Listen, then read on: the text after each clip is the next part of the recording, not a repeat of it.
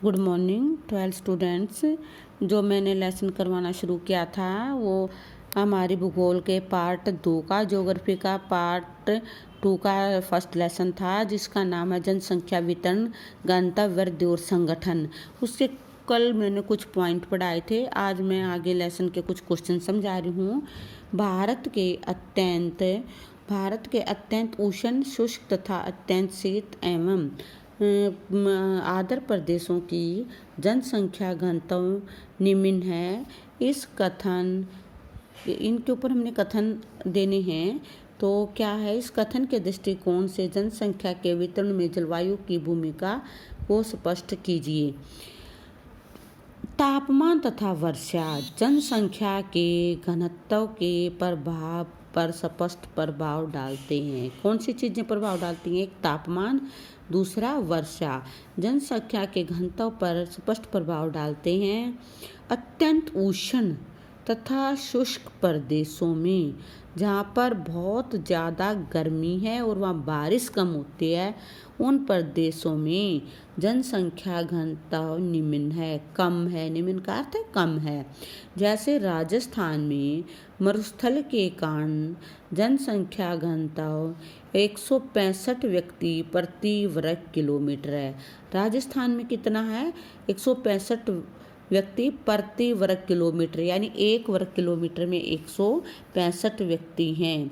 गुजरात, मध्य प्रदेश, छत्तीसगढ़, उड़ीसा, आंध्र प्रदेश तथा कर्नाटक राज्यों में भारत के औसत जनसंख्या के घनत्व से कम है। कहाँ का? राजस्थान का। गुजरात, मध्य प्रदेश, छत्तीसगढ़, उड़ीसा, आंध्र प्रदेश तथा कर्नाटक राज्यों में भारत के औसत जनसंख्या घनत्व से कम घनत्व है। इस प्रकार अत्यंत शीत एवं आर्द्र प्रदेशों में जनसंख्या घनत्व कम है। जैसे बहुत ज़्यादा गर्म वालों में कम है और बहुत ज़्यादा ठंडे में भी कम है। जैसे उत्तराखंड, हिमाचल प्रदेश, सिक्किम, अरुणाचल प्रदेश में जनसंख्या घनत्व कम है। यहाँ कितना है? यहाँ लगभग 100 व्यक्ति प्रति वर्ग किलोमीटर के हिसाब से है। भारत के किन राज्यों में विशाल ग्रामीण जनसंख्या है? इतनी विशाल ग्रामीण जनसंख्या के लिए उत्तरदायी कारक लिखिए।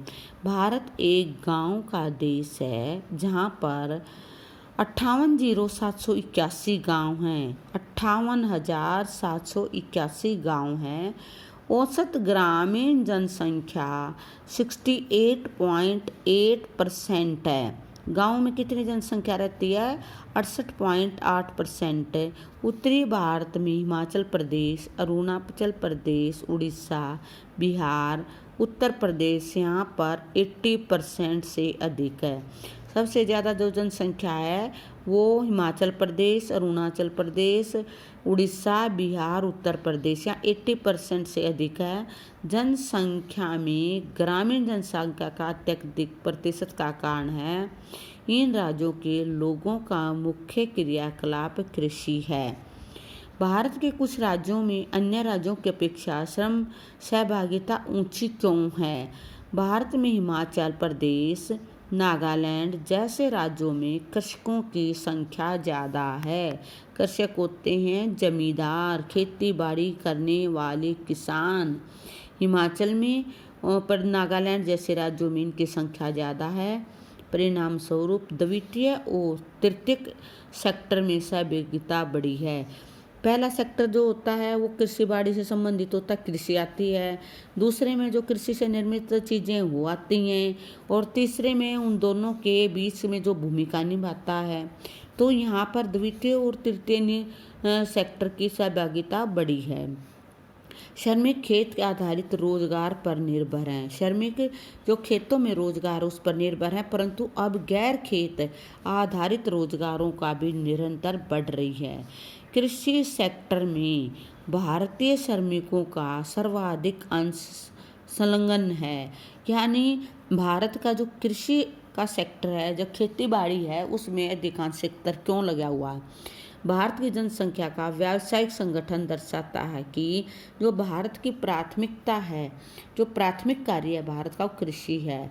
संकट में श्रमिकों की संख्या बहुत अधिक है। कुल श्रमजीवी जनसंख्या का 58.2% कृषक और मजदूर है। कितना? 58% से अधिक कृषक और मजदूर है। कृषि भारत के लोगों के जीवन का यापन का आधार है। जो कृषि है वो भारत के लोगों के जीवन का प्रमुख आधार है। गैर कृषि कार्यों में कम जनसंख्या है। ज़्यादा जनसंख्या कहाँ पर लगी हुई है? कृषि कार्यों में लगी हुई है, और गैर कृषि कार्यों में कम जनसंख्या है। तो ये कुछ क्वेश्चन थे वो मैंने जो समझाए हैं, और कल मैं आपके पास इनको सेंड करूँगी, राइट भी करने होंगे।